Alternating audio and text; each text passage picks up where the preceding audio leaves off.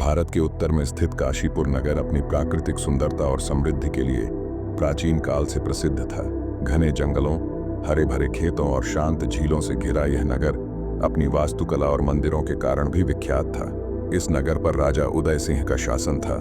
उदय सिंह अपने बचपन में अत्यंत साहसी और न्यायप्रिय थे, लेकिन जैसे जैसे समय बीता, राजा के स्वभाव में परिवर्तन आने लगा।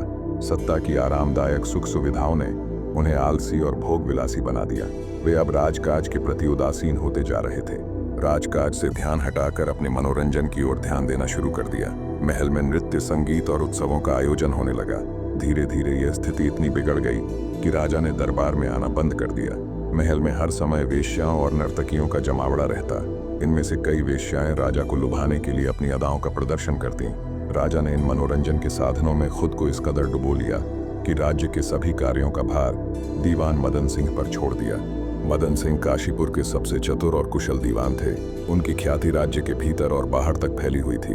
प्रजा उन्हें अत्यंत सम्मान देती थी, क्योंकि वे हर समस्या का समाधान चतुराई और निष्पक्षता से निकालते थे। लेकिन दीवान मदन सिंह के लिए राजा की उदासीनता एक बड़ी समस्या बन गई। राजा के हर गलत निर्णय और भोग विलास के कारण दीवान को समाज में आलोचना का सामना करना पड़ता। लोग कहते, राजा ने तो राज्य का भार अपने चतुर दीवान पर डाल दिया है, खुद तो बस ऐशो आराम में डूबे रहते हैं। मदन सिंह ने कई बार राजा को समझाने की कोशिश की। उन्होंने कहा, महाराज, प्रजा के प्रति आपका यह रवैया सही नहीं है। राजकाज में आपकी सक्रिय भागीदारी जरूरी है। लेकिन राजा उनकी बातों को अनसुना कर देते। उसी दौरान काशीपुर नगर में रूपरेखा नामक एक वेश्या का आगमन हुआ। उसकी सुंदरता नगर में चर्चा का विषय बन गई। लोग कहते, रूपरेखा के जैसी सुंदरी हमने कभी नहीं देखी। उसकी बड़ी बड़ी आंखें और गुलाबी होंठ किसी अप्सरा की याद दिलाते हैं। राजा ने जब पहली बार रूपरेखा को देखा तो उसकी मोहक अदाओं में खो गए। वे उसके प्रेम में इस कदर डूब गए कि महल और दरबार आना बंद कर दिया। अब राजा का अधिकांश समय रूपरेखा के साथ बीतने लगा। राजा की इस हालत से मदन सिंह बेहद दुखी हुए। उन्होंने सोचा, यदि राजा ऐसे ही चलता रहा तो यह राज्य बर्बाद हो जाएगा। मुझे कोई कठोर कदम उठाना होगा। लेकिन राजा के न सुधरने की स्थिति को देखते हुए दीवान ने तीर्थ यात्रा पर जाने का बहाना बनाया। दीवान मदन सिंह ने तीर्थ यात्रा पर जाने का निश्चय किया। उन्होंने महल से निकलने से पहले राजा से कहा, महाराज, मुझे बहुत दिनों से तीर्थ यात्रा की इच्छा है। परमात्मा की कृपा पाने और मन को शांति देने के लिए कुछ समय के लिए मुझे जाने की अनुमति दें। राजा, जो पहले से ही राजकाज से विमुख थे, इस बात पर सहर्ष सहमत हो गए। उन्होंने कहा, जाओ दीवान जी, जितना समय चाहिए लो, मैं यहाँ सब संभाल लूंगा।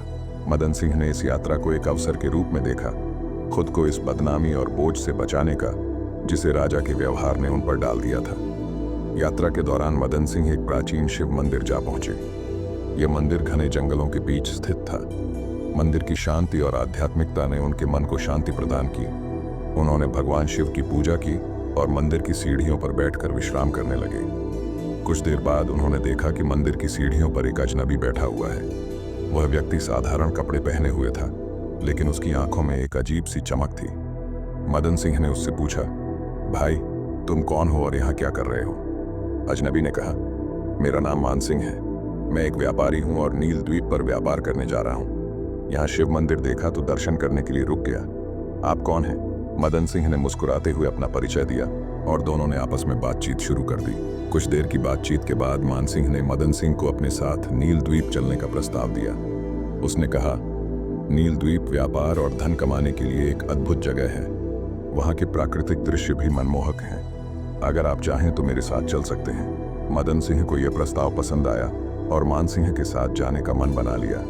दोनों लोग एक जहाज पर सवार होकर नील द्वीप की ओर रवाना हो गए। समुद्र यात्रा के दौरान मदन सिंह ने पहली बार समुद्र की विशालता को देखा।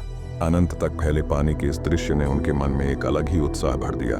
कुछ दिनों की यात्रा के बाद वे नील द्वीप पहुंचे। यह द्वीप प्राकृतिक सौंदर्य का खजाना था।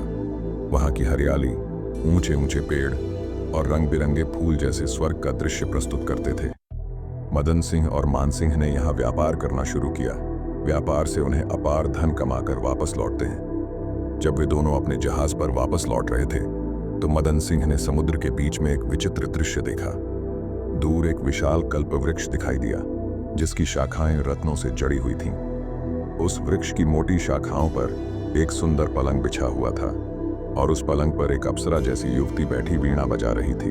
युवती की सुंदरता अद्वितीय थी।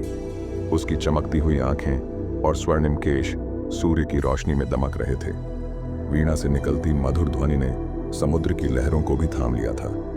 मदन सिंह इस दृश्य को देखकर मंत्रमुग्ध रह गए, लेकिन जैसे ही उन्होंने मानसिंह की ओर मुड़कर कुछ कहने का प्रयास किया, वह पूरा दृश्य अचानक गायब हो गया।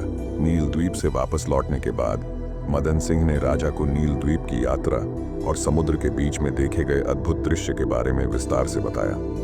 उन्होंने कहा, महाराज, मैंने एक ऐसा अद्भुत दृश्य देखा जो अब तक मेरी स्मृतियों में अंकित है।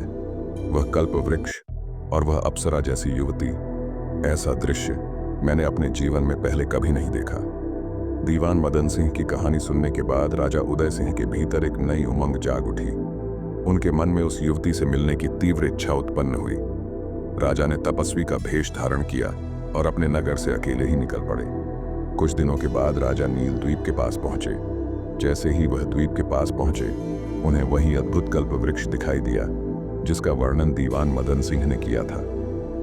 राजा ने देखा कि विशाल वृक्ष की शाखाओं पर रत्नों से जरा पलंग बिछा हुआ है और उस पर एक रूपवती युवती बैठी वीणा बजा रही है। राजा उस वृक्ष के पास पहुंचे और युवती से बोले, देवी, आपका यह स्वरूप स्वर्गीय है। आप कौन हैं और इस वृक्ष पर क्यों निवास करती हैं? युवती ने राजा की ओर देखकर हल्के से मुस्कुराया और कहा, मैं गंगावती हूँ, राजा कुंवरसेन की पुत्री। मेरे पिता मुझे इस स्थान पर छोड़ गए हैं और मैं यहाँ उनकी प्रतीक्षा कर रही हूँ। राजा ने अपना परिचय देते हुए कहा, मैं काशीपुर का राजा उदय सिंह हूँ। आपके रूप और संगीत ने मुझे मंत्रमुग्ध कर दिया है। मैं आपसे विवाह करना चाहता हूँ। गंगावती ने राजा की बात सुनकर सिर झुका लिया और कहा, राजन, मैं आपकी प्रस्ताव को स्वीकार करती हूँ, लेकिन इसके लिए आपको मेरी एक शर्त माननी होगी। राजा ने तुरंत उत्तर दिया, देवी, आपकी हर शर्त मुझे स्वीकार है। गंगावती ने कहा, हर महीने शुक्ल पक्ष और कृष्ण पक्ष की चतुर्दशी और अष्टमी के दिन मैं इस स्थान पर पूजा करने के लिए आऊंगी। आप मुझे रोकने की कोशिश नहीं करेंगे।